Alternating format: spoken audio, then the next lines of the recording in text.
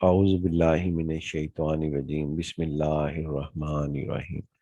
देखें जी, आज के लेक्चर के अंदर हमारे पास ये सूरत हाल है कि यहाँ पर ना आपके पास जिसको हमने डबल इंटीग्रल में फंक्शन को लिखा हुआ है उस सरफेस का यहाँ पे जनरल नाम लिखा एफ ऑफ एक्स वाई। यानी यहाँ पर आपके पास कुछ भी लिख दें, यानी ये एग्ज़ाम के अंदर हमारे पास सवाल आया, लिहाजा इंपॉर्टेंट है। तो यहाँ पर एफ ऑफ एक्स वाई जो है वो ऐसे भी हो सकता है एक्स के प्लस एक्स वाई, जिस कि हमने पहले सवाल हल किए। या हमारे पास क्या कहते हैं, ये ऐसे भी हो सकता है कि x cube plus y x y x cube y plus one. यानी आप अपनी मर्जी से जो मर्जी लिख दें, बस वो एक्स और वाई का कम्बिनेशन हो, चाहे वो जितना मर्जी कॉम्प्लिकेटेड हो। 1/x² plus y plus two ये पॉसिबल है, एंड सो ऑन। ये हमने सो ऑन कर दिया, लिहाजा इसको हम कहते हैं जनरलाइजेशन के तहत हम इसको इंटीग्रेट करेंगे डबल इंटीग्रल, जो कि हम इसके अंदर जो इंटीग्रेट कर रहे हैं वो ओवर रेक्टेंगल कर रहे हैं, क्योंकि ये y इज इक्वल टू एक स्ट्रेट लाइन है जो कि हमारे पास है हॉरिजेंटल है y इज इक्वल टू, यानी अगर ये हमारे पास y एक्सिस है और ये हमारे पास x एक्सिस है, तो उस सूरत हाल में y is equal to two जो होगा वो हमारे पास फॉर एग्जांपल यहाँ पे होगा y is equal to two. ये लाइन ऐसे बनेगी। और y is equal to four हमारे पास कहाँ होगा, y is equal to four यहाँ होगा, y is equal to four. और x इज इक्वल टू 1.7, वो हमारे पास वर्टिकल लाइंस बनेंगी, वर्टिकल लाइंस हमारे पास बनेंगी। x यानी कि आपके पास x इज इक्वल टू 1.7, यहाँ पे फॉर एग्जांपल 1.7 हमारे पास आता है, यानी 1.7 हमारे पास है इधर आता है यहाँ पे 1.7। y is equal to two आपके पास क्या कहते हैं फॉर एग्जांपल यहाँ पर आता है, और y is equal to four यहाँ पर आपके पास आता है। फिलहाल हमारे पास दूसरा पॉइंट जो हमारे पास इसके अंदर है, यानी ये चार वैल्यूज का हमारे पास है, चार स्ट्रेट लाइंस का बाउंडेड एरिया हमारे पास बयान करने को ये हमें कह रहा है, तो हमने उसके मुताबिक कर देना है। अब उसके बाद यहाँ पे y is equal to three, ये y is equal to three हमने यहाँ पर इसको ड्रा करना है, तो ये ड्रा फॉर एग्जांपल यहाँ पे आ जाता है। मुकम्मल फिगर बनाने की बजाय मैं यहाँ पर ये कर रहा हूँ, यानी कि y is equal to three आपके पास कौन सा पॉइंट होगा, sorry sorry sorry x is equal to three, ये x is equal to three हमारे पास है। और ये उसके बाद क्या कहते हैं, बाकी ये चारों लाइंस को हमने ड्रा कर लिया। एक दफ़ा थोड़ा सा रिवाइज फिर कर देते हैं कि y is equal to two हमारे पास ये है, लेकिन y इज इक्वल टू को हमने ये स्ट्रेट लाइन का यहाँ से यहाँ तक, और वो इसके मुताबिक जन सा ये हमारे पास y is equal to two ये है, ये पॉइंट हमारे पास हॉरिजेंटल लाइन हो गई।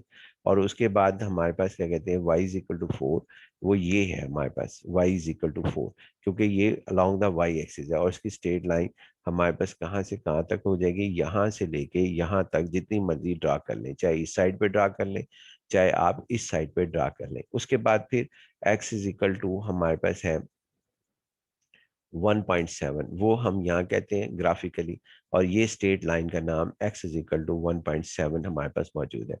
उसके बाद फिर हमारे पास x is equal to three, ये स्ट्रेट लाइन का नाम है x is equal to three, और ये x is equal to three हमारे पास है। हम जो फार्मूला ड्राइव कर रहे हैं, हम इसके अंदर हमें फिगर का मालूम होना जो है वो हमारे लिए बेहतर है, यानी हमारे लिए बेहतर है कि हम फिगर जो सी है वो ड्रा करें।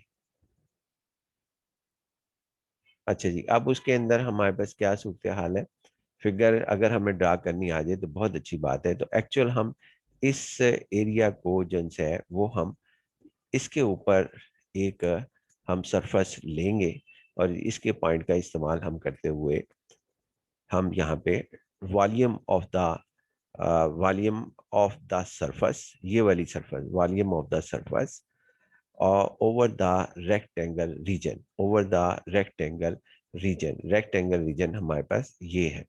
तो ये जनरल इसने जन से है यहाँ पे लिख दिया, लेकिन रेक्टेंगल जनरल नहीं है।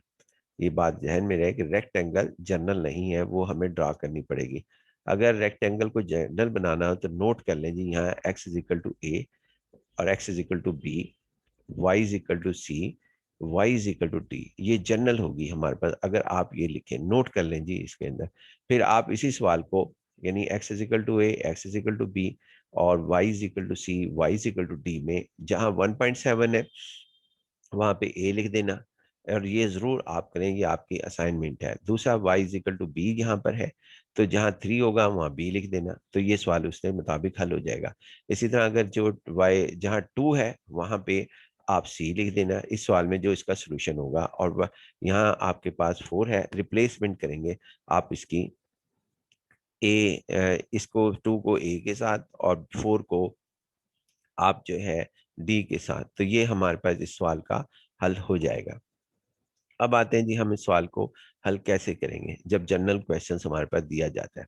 तो जनरल में हमारे पास हम ऐसा करेंगे कि हम ये देखते हैं कि यहाँ पे चूंकि जनरल बात लिखी हुई है एफ एक्स वाई, और हम सबसे पहले जो है वो विद रिस्पेक्ट टू एक्स कर रहे हैं इसको।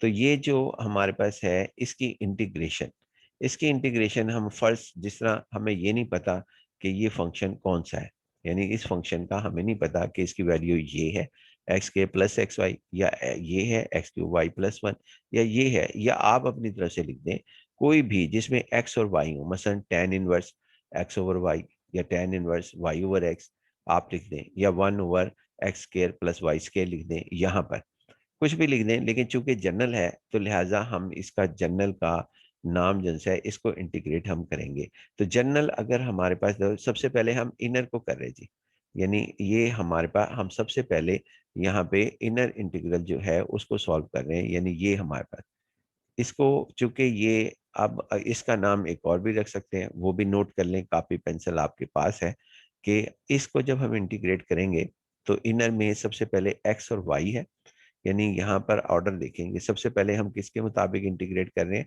विद रिस्पेक्ट टू एक्स, यही चीज हमने यहाँ पे लिखी है, ये विद रिस्पेक्ट टू एक्स हमने इंटीग्रेट कर रहे हैं। तो इस बात को नोट कर लें कि ये फ्यूबिनिस हमारे पास फ्यूबिनिस थ्योरम और सेकंड फॉर्म है जिसमें एक्स पहले वाई बाद में हो, ये ऑर्डर याद रख लें एक्स और वाई। तो एक जनरल नेम भी याद रख लें, फ्यूबिनिस थ्योरम सेकंड फॉर्म में हम इसे इसका ये सॉल्यूशन पहले हम ये कर रहे हैं।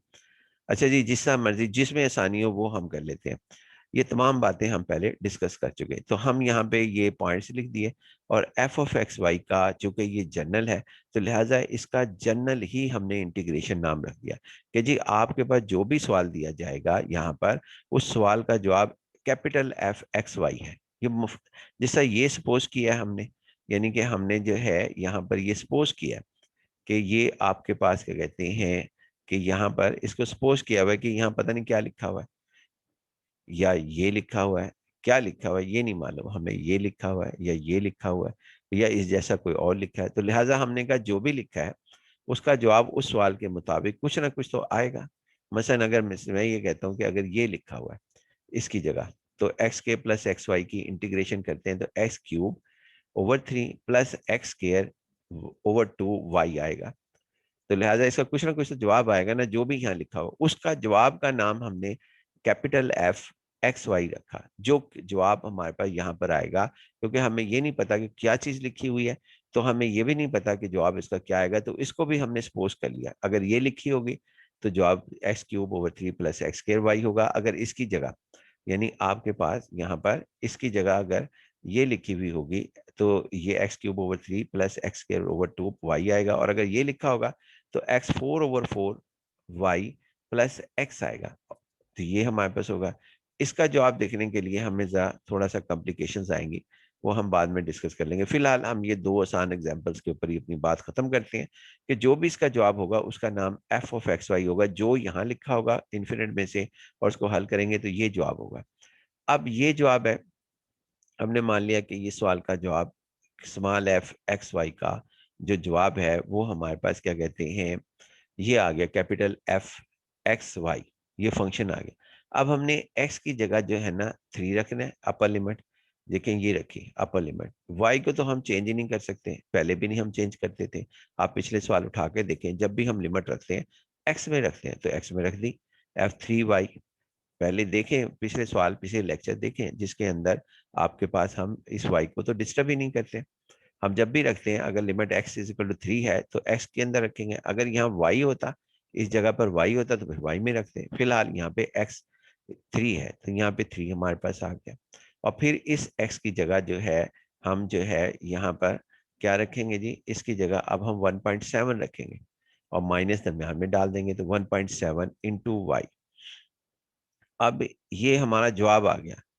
अब इस सवाल को 2 को हमने इसके अंदर पुट कर देना है, ये हमारे पास, यानी 2 को हम 1 में पुट करेंगे, चाहे ये इसको लिख लें यहाँ से यहाँ तक।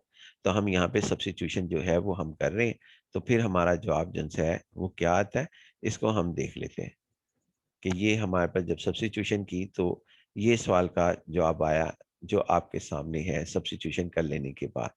ये आया जी हमारे पास, ये 1 को हमने 2 को 1 में पुट किया। उसके बाद जी हमारे पास ये है कि इसको लहदा मैंने कर लिया, 2 से 4, 2 से 4 f3y dy हमारे पास हो गया। अब ये कैपिटल F है और इसके अंदर ये कहा जा रहा है कि ये it is only the function of y। ये only the function of y है, इसमें अब x खत्म हो गया, इसमें भी खत्म हो गया, इसमें भी खत्म हो गया। तो जो आपके पास आंसर आता है, जैसा ये देखें, फॉर एग्जांपल मैंने ये लिया है कि f(3y) आपके पास क्या कहते हैं, यहाँ पर फॉर एग्जांपल उसका जवाब आ गया y² + 2y + 1। ये मैंने अपनी तरफ से मफरूजा कायम किया है कि f(3y) का फॉर एग्जांपल ये पॉलिनोमियल आंसर है, कुछ ना कुछ तो जवाब होगा ना, जो कि ओनली फंक्शन ऑफ y का होगा। आप कुछ भी लिख देते, मैंने आसानी के लिए y² लिख दिया। अब क्या हम इसको इंटीग्रेट नहीं कर सकते?